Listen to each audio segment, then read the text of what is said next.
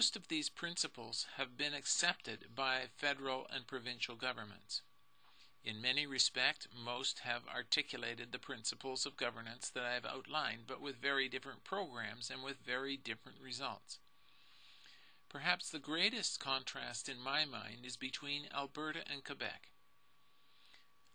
Both of these governments champion a bottoms-up approach and encourage local municipalities to engage in an expanded mandate over local decision-making, moving beyond the maintenance of roads and water to include economic development and environmental stewardship. But the institutional contexts of the two provinces are considerably different. Under the Lévesque government, Quebec established a number of regional boards, MRCs they're called, sometimes against substantial opposition. They were composed of mayors and municipal representatives with a mandate for regional development and resources to support them. The emphasis was on regional development, cross sectors, and inclusive of social development. In Alberta, the approach was much more laissez-faire, where regional collaboration was encouraged. Some resources were allocated to regional groups if they requested and justified it, but there was little consistent pressure for such collaboration. The focus was clearly on economic development. The results have been dramatically different at the local level. In Quebec, there are many examples of regional initiatives tailored to local conditions and themselves providing a basis for second-order activities in small places. Over the 20 or so years of their operation within this new regime, local municipalities have learned how to use the regional structures to voice their concerns, to debate, negotiate, form compromises, and collaborate with other municipalities, and in turn to negotiate with the provincial government on behalf of their region and village or town.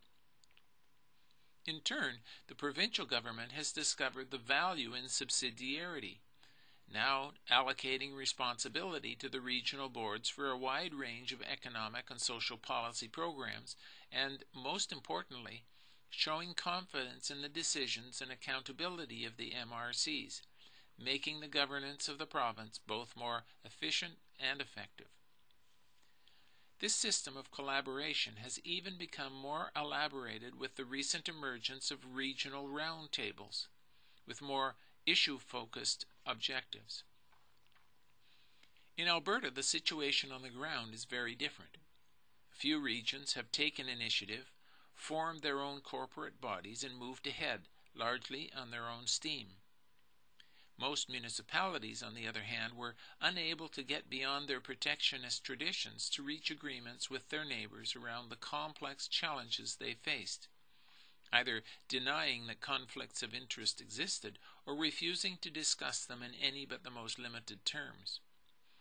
In the end, the provincial government simply made the decision for the municipalities left out of the loop, pointing to the failure of regional collaboration, lack of accountability, and the pressure of time as a justification for top-down management. So what are the lessons here?